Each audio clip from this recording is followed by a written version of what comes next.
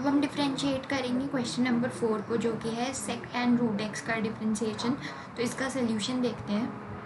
पहला स्टेप वही same, let y is equal to, एक minute, let y is equal to sec tan root x, differentiate with respect to x, y का derivative लिखा dy by d x is equal to. अब देखो सेक के अंदर tan root x आ रहा है हमारे पास, सेक एक्स का रूल होता है तो हम सेक एक्स का रूल पहले लगा देते हैं। सेक एक्स का डेरिवेटिव क्या होता है, सेक एक्स टैन एक्स।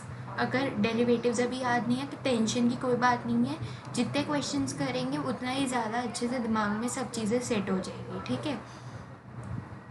तो मुझे भी पहले नहीं आते थे बिल्कुल भी ये रूल्स, बिल्कुल सारे दिमाग से उड़ चुके थे 11th के बाद, बट प्रैक्टिस से सब आ जाएंगे, ठीक है। तो सेक एक्स का डेरिवेटिव क्या होगा, सेक एक्स टैन एक्स। तो हमने जिसको अपना x माना है, x किसको माना, टैन रूट एक्स को, उसको x की जगह पर रखेंगे sec tan root x, tan root x. क्यों, सेक एक्स टैन एक्स वाला रूल लगा दिया, इनटू x आता है हमारा, x की जगह पर टैन रूट एक्स आया हुआ है, टैन रूट एक्स का डेरिवेटिव, टैन एक्स का डेरिवेटिव क्या होता है, sec square x. Again rules याद हो जाएंगे, सेक स्क्वायर रूट एक्स लिखा हमने। अब क्योंकि x की जगह रूट एक्स आया हुआ है, नॉर्मली x की जगह पर, मतलब x की जगह पर रूट एक्स आया हुआ है ना, रूट एक्स थोड़ी आता है नॉर्मली हमारे नॉर्मल उसमें। तो हम क्या करेंगे, रूट एक्स के डेरिवेटिव से मल्टीप्लाई करेंगे। रूट एक्स का डेरिवेटिव क्या होता है, रूट एक्स का डेरिवेटिव होता है 1/2 रूट एक्स। ये कहाँ से आया, नॉर्मल हमारे पावर वाले रूल से ही आया है। देखो रूट एक्स का डेरिवेटिव किया तो क्या होता है, रूट एक्स मतलब एक्स की पावर हाफ, एक्स की पावर हाफ का डेरिवेटिव क्या रूल होता है, जो पावर होती है वो आगे आ जाती है एक्स के साथ, और ऊपर पावर में से -1 हो जाता है, यानी कि हाफ आगे आ गया और ऊपर एक्स की पावर क्या बच गई, एक्स की पावर बच गई हाफ -1, ठीक है, is equal to half as it is रहा, आधे में से एक चला गया, आधे में से एक चला गया मतलब माइनस हाफ हो गया, तो माइनस हाफ कर दिया। माइनस ऊपर जब पावर माइनस में होती है तो हमें पता है कि उस वेरिएबल को अगर हम नीचे कर दें तो हमारी पावर पॉजिटिव हो जाएगी। तो यही हमने किया, 1/2 एक्स को नीचे ले गए ताकि हमारी पावर पॉजिटिव हो जाए। अब क्या हुआ, एक्स की पावर हो गई हाफ, एक्स की पावर हाफ, अभी बात की थी एक्स की पावर हाफ मतलब रूट एक्स, तो रूट एक्स, तो ये हमारा पूरा रूट एक्स का डेरिवेटिव निकला 1/2 रूट एक्स, ठीक है। ये हमारा रूट एक्स का डेरिवेटिव निकला। ये लिखना नहीं होता, ये बस समझाने के लिए लिखा है हमें सीधा सीधा, क्योंकि टैन रूट एक्स था, टैन एक्स का डेरिवेटिव सेक स्क्वायर एक्स होता है। पहले हमने रूट एक्स को रहने दिया, फिर हमने मल्टीप्लाई किया रूट एक्स के डेरिवेटिव के साथ। रूट एक्स का डेरिवेटिव कहाँ से आता है वो बताया है, बट हमें पेपर में ये रूट एक्स का डेरिवेटिव कैसे आता है वो लिखने की ज़रूरत नहीं होती, सीधा आंसर लिखते हैं, ठीक है। अब ऊपर देखो क्या बन रहा है, sec into tan root x into नहीं सॉरी सेक और उसके अंदर टैन रूट एक्स, टैन और उसके अंदर टैन रूट एक्स, ये सब मल्टीप्लाई हो रहा है सेक स्क्वायर रूट एक्स के साथ, और ये मल्टीप्लाई हो रहा है 1/2 रूट एक्स के साथ। मतलब देखो ये वाला जो पार्ट है हमारा, एक मिनट अगर मैं दिखाऊं, ये जो सेक टैन रूट एक्स वाला पार्ट है, tan root x, sec square root x, ये सारे न्यूमरेटर वाले पार्ट है, ऊपर वाले पार्ट है। और ये 1/2 रूट एक्स, मतलब ये जो 2 रूट एक्स है ये नीचे आ रहा है, इंटू 1/2 रूट एक्स फ्रैक्शन हो गया ना, तो ये वाला पार्ट नीचे आ रहा है।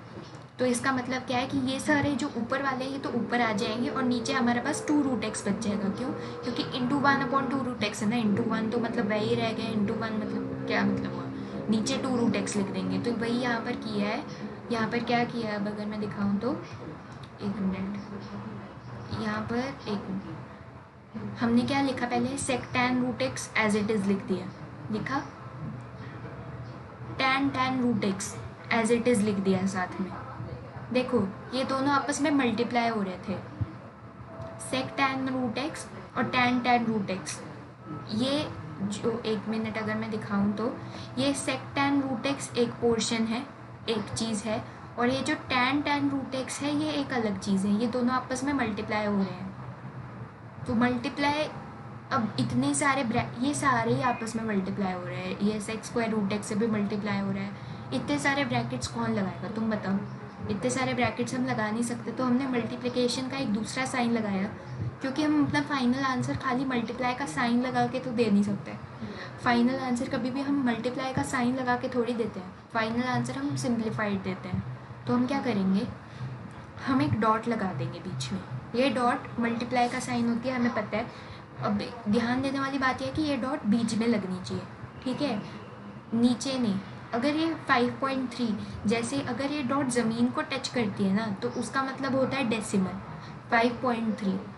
अगर ये डॉट बीच में है तो उसका मतलब होता है मल्टीप्लिकेशन, ये 5 × 3 मतलब सिग्निफाई करे, ठीक है ना। तो ये बात बहुत ध्यान से रखना, ये डॉट नीचे मत टच होने देना, बीच में बना दो। सेक टैन रूट एक्स मल्टीप्लाई हो रहा है टैन रूट एक्स के साथ, उनके बीच में एक डॉट आई। फिर ये मल्टीप्लाई हो रहे हैं सेक स्क्वायर रूट एक्स के साथ, उसके बीच में डॉट आई। ये पूरा मल्टीप्लाई हो रहा था 1/2 रूट एक्स के साथ, नीचे 2 रूट एक्स आ गया। आंसर हो गया हमारा। अब आंसर चेक कर लेते हैं। आंसर देखो क्या आया, एक सेकेंड, क्वेश्चन नंबर 4 था ना ये, नहीं हाँ क्वेश्चन नंबर 4 था। क्या आंसर आया, sec tan root x dot tan root x dot sec square root x. इसने डॉट बीच में लगाई, नीचे लगाई हुई है, नीचे टच करी है, बट हमें ध्यान देना कि डॉट बीच में लगनी चाहिए, ठीक है। ज़्यादा कुछ फ़र्क नहीं पड़ता इन चीज़ों से, बट वही पॉइंट वाला जैसे आधा मार्क चला जाएगा, ऐसे चीज़ों का फ़र्क पड़ता है, तो वो ध्यान रखना चाहिए। Sec tan root x tan root x sec square root x, यही आ रहा है, sec tan root x tan root x sec square root x upon 2 root x, यही हमारा आंसर था। बस सिंपल सी बात यह है कि जैसे हमें टैन रूट एक्स दिया था सेक के अंदर, हमने इसको एक्स माना, फिर इसके डेरिवेटिव से मल्टीप्लाई किया, फिर टैन एक्स का डेरिवेटिव पता है तो हमने टैन एक्स का डेरिवेटिव लिखा, क्योंकि x की जगह रूट एक्स ने ली हुई है, तो इसलिए हमने रूट एक्स के डेरिवेटिव से मल्टीप्लाई कर दिया। बस इतना सा चक्कर है इसमें, ठीक है। अब नेक्स्ट क्वेश्चन की तरफ बढ़ते हैं।